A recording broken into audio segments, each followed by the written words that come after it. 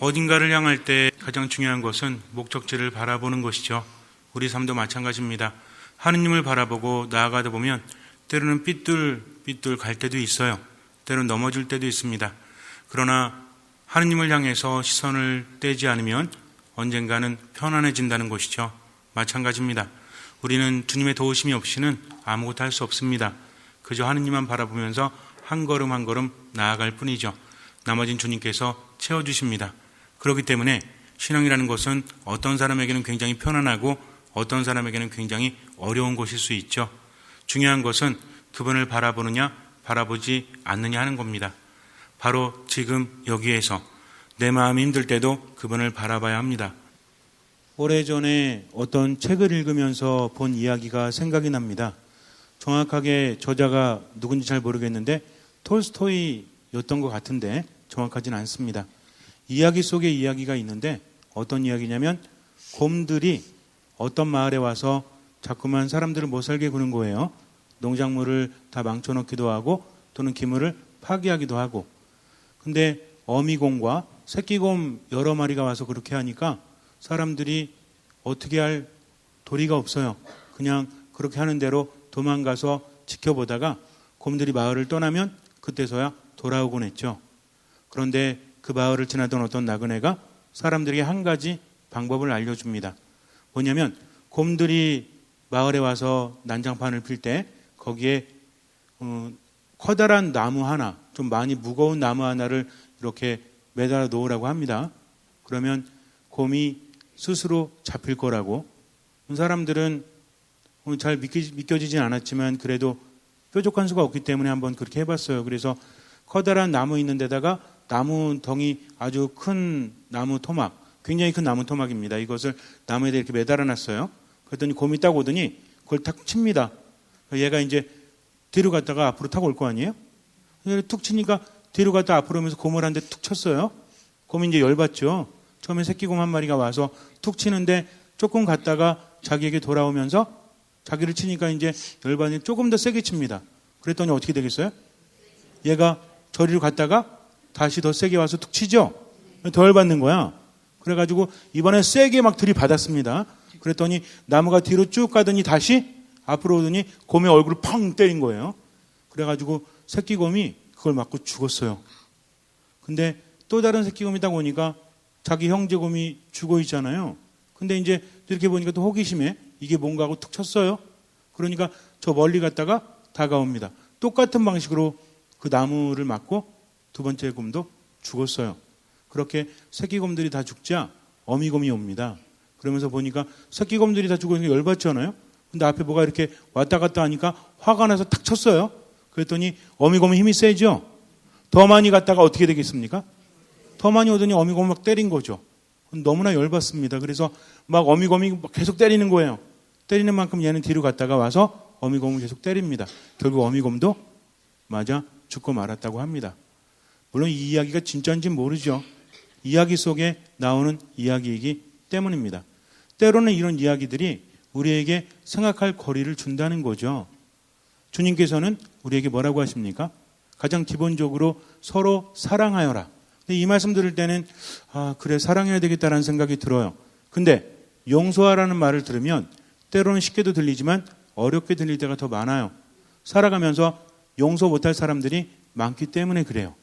내가 아는 사람들, 내 주변에 있는 사람들, 용서할 수 있는 사람들이 더 많아요? 아니면 용서하지 못할 사람이 더 많아요? 물론 못할 사람도 있고 용서할 수 있는 사람도 있고 어쩌면 사무치게 정말 용서가 되지 않는 사람도 있잖아요. 용서를 해야 되겠다는 생각이 드는데도 용서가 안 되는 사람이 있죠. 내게 많은 상처를 준 사람들, 지워질 수 없는 상처를 준 사람들, 또 어떤 사람들이 있죠. 앞으로도 나에게 상처를 줄 사람들. 그러니까 내 마음도 마음대로 되지 않는다는 겁니다. 우리는요, 아무것도 제대로 할 수 없어요. 누가 없이는? 주님께서 나를 도와주지 않으시면. 그래서 우리는 주님의 도우심 없이는 아무것도 할 수 없다는 것을 알아야 합니다. 이것을 안다는 것은 우리가 무력하다는 것을 확인한 것이 아닙니다. 우리는 주님께로부터 나왔다는 거죠. 그렇기 때문에 주님 없이는 살아갈 수 없습니다. 여러분들 자가용 몰고 다니시겠지만 자가용도 뭘 넣어줘야만 갈 수 있죠? 아무리 좋은 자가용도 기름이 없다면 움직이지 못하기 때문이죠. 너무나 당연한 거 아니겠습니까? 우리도 마찬가지예요. 나만의 힘으로 살아가는 것이 아니라 주님께서 나와 함께 하시기 때문에 우리 모든 힘의 원동력은 누구시다? 예수 그리스도 하느님이시라는 거죠. 그래서 회개라는 것이 무엇인지 요즘 계속 말하고 있죠. 회개는 저 이거 잘못했습니다. 이 정도 차원이 아니라 무엇입니까? 하느님 안에 머물고자 하는 열망이죠. 그렇게 방향을 전환하는 것입니다. 하느님 안에 머물면 좋아요, 안 좋아요? 좋죠. 우리는 하느님 안에 머문다는 것을 너무 부담스럽게 생각하지만 너무나 좋은 거예요. 생명력이 넘쳐 흐르기 때문입니다. 우리를 괴롭히는 것들, 고민하는 것들, 힘들어하는 모든 것들이 사라진다는 거죠. 하지만 중요한 것은 예수님께서 우리를 이끌어 주신다고 할지라도 나는 최선을 다해서 방향을 그분께 전환해야 합니다. 목적지를 늘 바라봐야 한다는 거죠. 목적지를 알면 돌아가든 빨리 가든 상관없죠? 그렇지 않습니까? 저쪽으로 한참 돌아가도 목적지만 가면 돼요. 빨리 가도 목적지만 가면 돼요. 근데 목적지를 모르면 헤매일 수밖에 없다는 것입니다. 우리 삶의 목적은 무엇입니까? 우리는 다 행복하길 바라죠? 세상에 나와서 살아가는 동안 길지 않은 인생이잖아요. 길어봤자 몇 년이야? 한 150년. 그런데 그 인생도 즐겁게 살아갈 수가 없다면 그러면 우리들의 인생은 과연 무엇입니까? 많은 사람들이 행복하기를 바라지만 행복을 느끼는 사람들은 많지 않다는 거죠. 행복을 위해서 일하고 있음에도 불구하고 행복을 향해서 달리고 있음에도 불구하고 행복하지 않다면 뭐가 잘못된 거예요? 목적지가 잘못됐고 방향이 잘못되었다는 겁니다. 내 인생이 행복하길 바란다면 물론 어떤 분들은 그런 이야기를 하죠.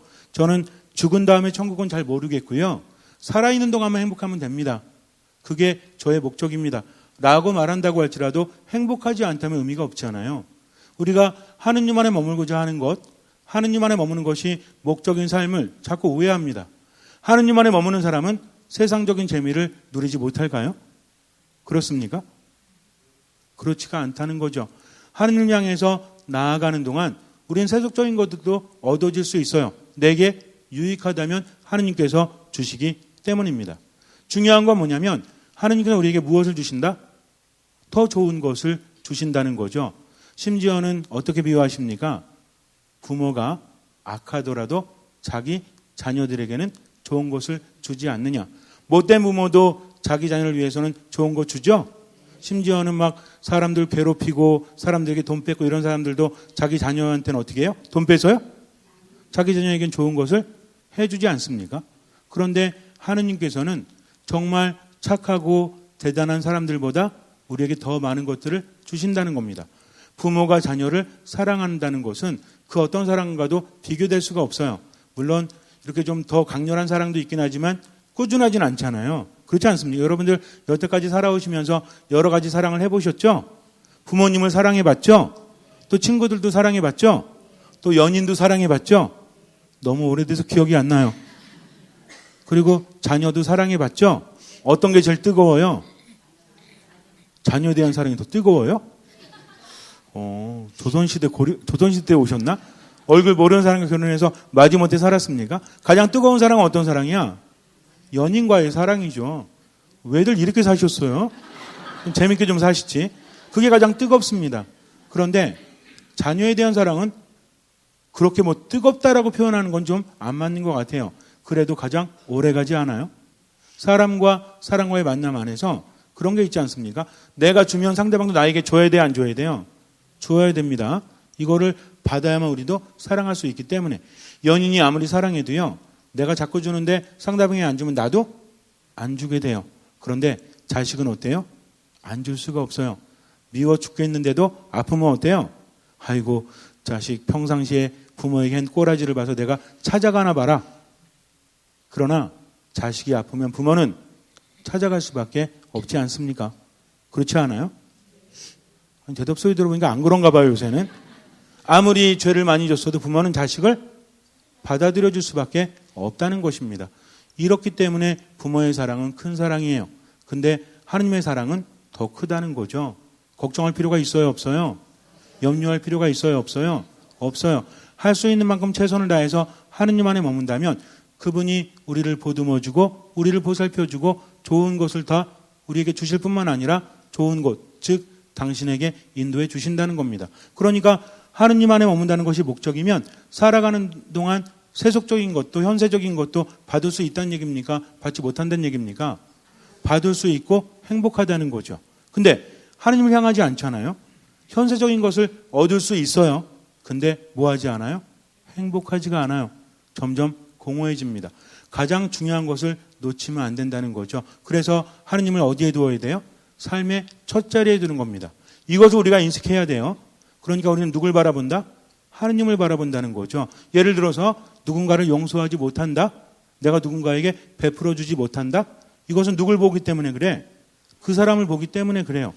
줄만한 사람이 몇이나 있습니까? 이쁘고 마음에 드는 사람 별로 없어요. 그러나 내가 베푸는 것도 사무치는 것을 내가 용서해 주는 것도 누구 때문이다? 하느님을 바라보기 때문이라는 거죠.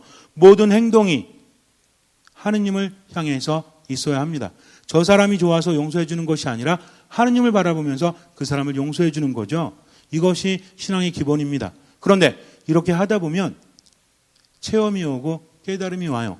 처음에는 하느님 바라보면서 정말 저 인간 용서할 수 없는데, 용서하면 안 되는데 그래도 당신이 용서라고 하시니까 용서할게요 라고 억지로 용서를 합니다. 처음에는요, 베풀기 싫어요. 처음에는 그 사람을 위해서 뭔가 해주는 게 너무나 싫어요. 그런데도 누굴 바라보면서? 하느님을 바라보면서 억지로 한번 해보는 거죠. 그렇게 한 번, 두 번 해보니까 무엇을 느낍니까? 내가 생각한 것과 다르게 마음속에 기쁨이 생겨요. 행복이 생깁니다. 점점 생기가 넘쳐 흘러요. 그때서야 깨닫게 됩니다. 내가 하느님을 바라보면서 저 사람에게 베풀었더니 그것이 나에게 더 크게 돌아온다는 것을. 그래서 내가 사람들에게 주는 것은 나에게 돌아오기 마련이에요. 예를 들어서 용서하지 못하고 분노로 그 사람을 핍박하잖아요. 누구에게 다시 돌아옵니까? 내게 돌아온다는 거죠. 어쨌든 주는 대로 나에게 돌아온다는 거죠. 내가 꽃을 주면 나에게 무엇이 돌아와요? 꽃이 돌아와요. 누구 때문에? 하느님 때문에 그래요. 메아리와 똑같습니다. 하느님께서는요, 우리가 다른 사람에게 주는 것을 더 크게 만드셔서 우리에게 주신다는 거죠. 내가 이만큼의 분노를 저 사람에게 주면 나에게 뭐가 돌아와요? 분노가 돌아옵니다. 내가 그 사람에게 악한 것을 주잖아요? 그럼 나에게 무엇이 돌아와? 악한 것이 돌아오게 되어 있어요. 이건 어쩔 수 없습니다. 그런데 바꾸어 생각해 본다면 내가 좋은 것을 주면 더 커져서 나에게 돌아온다는 거죠. 예수님 뭐라고 하십니까? 아버지께서는 우리가 되지라는 대로 우리에게 주신다고 하죠. 넘치도록 후하게 담아서 우리에게 주신다고 합니다. 되가 뭐죠? 돼? 혹시 아세요? 보셨어요? 이 정육각면체로 생겨가지고 옛날에 곡식이라든지 아니면 뭐 액체도 여기다 담았다고 합니다. 또는 가루, 이 분량을 재는 거죠. 그러면 이딴만한 대와 요만한 대 중에서는 어떤 게 더 많이 담아요? 엄청나게 큰 대가 더 많이 담는다는 거죠. 가득 담지 않아도 기본적으로 출발할 때 나는 저 사람 요만큼만 용서해야지, 앞으로 어떤 사람이 나한테 죄를 지으면 내가 요만큼만 용서해야지 하면서 조그만 대를 마련한다면 우리도 하느님께로부터 어떤 대로 받아? 그 대로 받는다는 거죠. 근데 내가 이 사람한테는 후하게 줘야지, 용서도 많이 해주고 그 다음에 베푸는 것도 많이 해줘야지 하면서 가득 채우지 못한다고 할지라도 이 큰 대를 마련하면 하느님께서는 어떻게 주세요? 내가 너무나 큰 대를 마련해가지고 거기에 반도 못 찼어요? 그렇게 좋습니다. 근데 하느님께서는 어떻게 하셔요? 그 대에 넘치도록 후하게 우리에게 주실 거라는 거죠. 내가 한 번 줬더니 하느님 몇 번 주세요? 3번, 4번 넘치도록 주신다는 겁니다. 그러니까 생각을 바꿔야 돼요.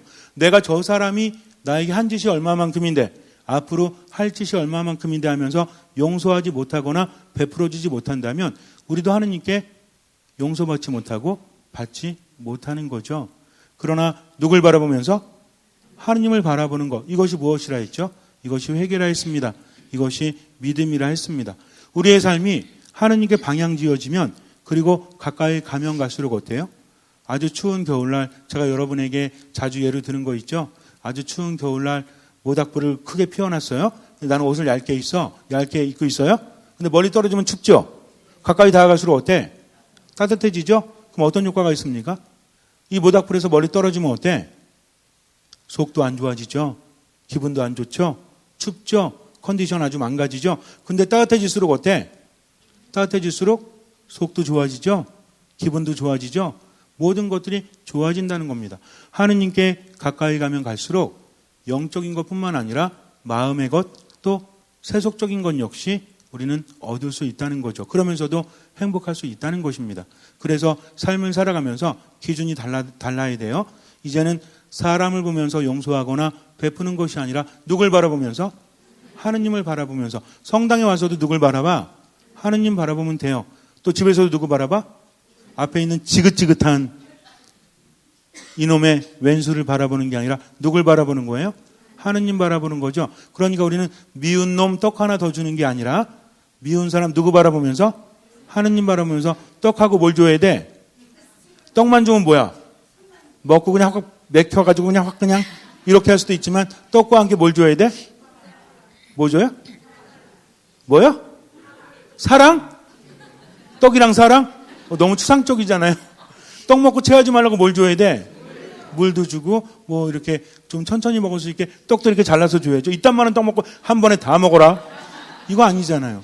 그러니까는 미운 사람한테도 잘게 썰어서 얹히지 않도록 줄 수 있는 것, 물도 함께 줄 수 있는 것. 누구 때문에? 하느님 때문에. 하느님이 다 보고 계시기 때문입니다. 우리가 살아가면서 짓는 죄가 얼마나 많습니까? 나중에 이거 다 하느님 앞에서 헤아려 줘야 돼요. 근데 죄는 굉장히 많은데 여태까지 지은 죄가 많은데 가만히 보니까 사람들을 용서했고 사람들에게 베풀어 줬어요. 그럼 하느님께서 어떻게 하세요? 뻥튀기를 하십니다. 이거를. 그래서 내가 지은 죄보다 선행이 더 많다라고 봐주시죠. 근데 눈을 씻고 찾아봐도 선행이 없고 용서함이 없고 베푼 것이 없다면 하느님께서도 어떻게 하실 수 없다는 거죠. 그러니까 혹시라도 과거에 지은 죄가 많아서 마음이 무겁거나 지금 뭔가 생명력이 떨어진다면 어떻게 하면 돼요? 베풀면 돼요. 그리고 용서하면 됩니다. 처음에는 힘들지만 하면 할수록 하느님께 가까워지기 때문에 체험이 있다 없다? 체험이 있어요. 깨달음이 있다 없다? 깨달음이 있습니다. 그래서 신앙이라는 것은 내가 모두 알고 하는 것이 아니라 주님께서 말씀하시니까 그 말씀을 그러니까 어떤 마음? 듣는 마음이 가장 중요하다는 거죠. 듣는 마음만 잘 깨달으시면 삶이 살살 풀려요. 왜? 하느님께서 함께 하시기 때문입니다. 제가 여태까지 미사할 때마다 듣는 마음 한 번이라도 말하지 않은 적이 있나요? 여러분들은 그러니까 제가 무조건 질문하면 그냥 아무 생각 없이 딴 생각하다가도 듣는 마음 대답하면 맞을 확률이 한 30%는 된다는 얘기죠. 왜 그래요? 그만큼 중요하기 때문입니다. 듣는 마음만 있다면 하느님께 갈 수밖에 없고요. 내가 변합니다. 예전에 용서하지 못한 사람도 용서하게 돼요. 그러니까 아버지께서 자비로우신 것처럼 우리도 자비롭게 된다는 거죠. 어렵다고 생각하지 마세요. 어떻게 용서합니까? 어떻게 자꾸 베풉니까? 그거 쉽지 않아요. 그러나 기본적인 거 있죠. 누굴 바라보면 된다? 하느님을 바라보면 된다. 사람이 아니라 하느님을 바라보면서 어떤 마음으로? 듣는 마음으로 지금만 최선 다하면 돼요. 지금 용서해놓고 나중에 후회한다고 할지라도 어떻게 하면 돼요? 용서하면 돼요. 하느님 바라보면서 나중 일은 나중에 생각하세요. 지금 베풀고 나서 나중에 후회가 될 것 같아도 어떻게 해야 돼요? 지금 베풀어야 돼요. 누구 때문에? 하느님 때문에. 그렇게 조금씩 자리를 잡아가면 우린 이미 하느님을 향해 있고 하느님 안에 있습니다. 그러면 하느님이 계신 곳에 무엇이 일어나죠? 기적이 일어납니다. 그렇다면 하느님 바라보면서 듣는 마음으로 살아가는 게 뭐예요? 이게 믿음이에요. 이것이 신앙입니다. 그래서 기적이 일어나는 곳은 두 곳이 있습니다. 하나는 어떤 곳이에요? 하느님께는 모든 것이 가능하다. 하느님이 계신 곳이죠. 또 어떤 사람에게 모든 것이 가능하죠? 무엇을 가진 사람? 믿음을 그렇죠. 믿음이 있는 얘기는 모든 것이 가능하다. 즉 무엇입니까? 믿음을 가진 사람은 하느님 안에 머물기 때문입니다. 잠시 눈을 감으세요. 신앙은 주님을 따라가는 거죠. 내가 판단하는 것이 아닙니다. 어떻게 용서할 수 있을까? 어떻게 저 사람에게 베풀 수 있어? 라는 생각이 든다고 할지라도 오로지 누구 때문에?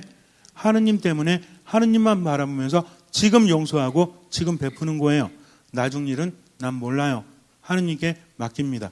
그렇게 하느님께 가까이 갈수록 하느님이 자비로우신 것처럼 우리 마음에도 자비가 넘쳐납니다. 내가 되지라는 만큼 더 넘치게 받습니다. 그러니까 되를 크게 만들어야 돼요. 좋은 되를 만들어야 합니다. 베풀어주고 사랑하고 용서해주고 하나님 때문에 그렇게 하세요. 하나님께서는 갚아주십니다. 영원한 생명뿐만 아니라 현재를 살면서도 생명력 넘치고 행복하게 그분께서는 주십니다. 그러니 그분을 믿고 지금을 살아가십시오. 아무것도 판단하지 말고 모든 걸 주님께 맡기십시오. 미사 말씀 기도 안에 듣는 마음으로 머무십시오. 지금 여기에서 최선을 다해서 베풀면서 살아가십시오. 주님께서는 그 믿음을 보시고 우리 삶에 놀라운 기적을 일으켜 주실 것입니다. 아멘.